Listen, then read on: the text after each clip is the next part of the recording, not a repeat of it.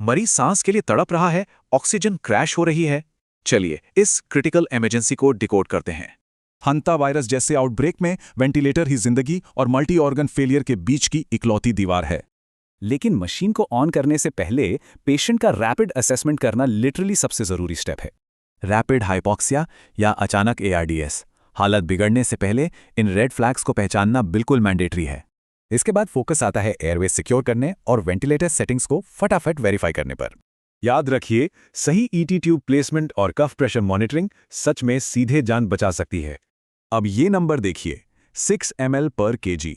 2026 में ARDS management के लिए ये लो टाइडल वॉल्यूम एकदम नया स्टैंडर्ड है। अग्रेसिव सक्शनिंग बिल्कुल नहीं।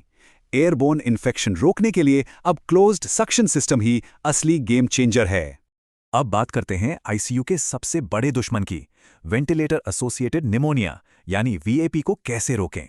मॉडर्न यूनिट्स इस वेप बंडल को फॉलो करती हैं। बेड को उठाना और डेली सिडेशन पॉज इसके मेन हीरो हैं। हंता वायरस के दौरान मिनिमल सर्किट ब्रेक स्ट्रैटेजी से कंटैमिनेशन का रिस्क एकदम ड्रास्टिकली कम हो जाता है।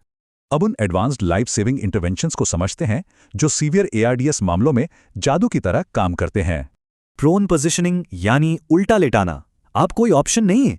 एल्वियोलर रिक्रूटमेंट के लिए ये टॉप प्रायोरिटी बन चुकी है। पुराना भारी सिडेशन भूल जाइए, अब फोकस हल्के सिडेशन और पेशेंट को जल्दी मोबिलाइज करने पर है। सोचिए, अगर पेशेंट अचानक क्रैश होने लगे तो क्या करेंगे? तब ये इमरजेंसी प्रोटोकॉल तुरंत एक्टिवेट होता है। डोप असेसमेंट ये वो रैपिड रिस्पॉन्स फ्रेमवर्क है जो सच में सिर्फ सेकंड्स के अंदर जान बचा सकता है। अब आते हैं फाइनल स्टेज पर, मतलब पेशेंट को इस लाइफ सपोर्ट से सेफली बाहर कैसे निकाला जाए। स्पॉन्टेनियस ब्रीदिंग ट्रायल्स यानी SBTs। सुरक्षित रिकवरी के लिए ये अब डेली आईसीयू प्रोटोकॉल्स का एकदम परमानेंट हिस्सा हैं। सिर्फ मशीन नहीं, बल्कि कुशल बेडसाइड नर्सिंग ही रिकवरी और तबाही के बीच का असली और इकलौता फर्क है।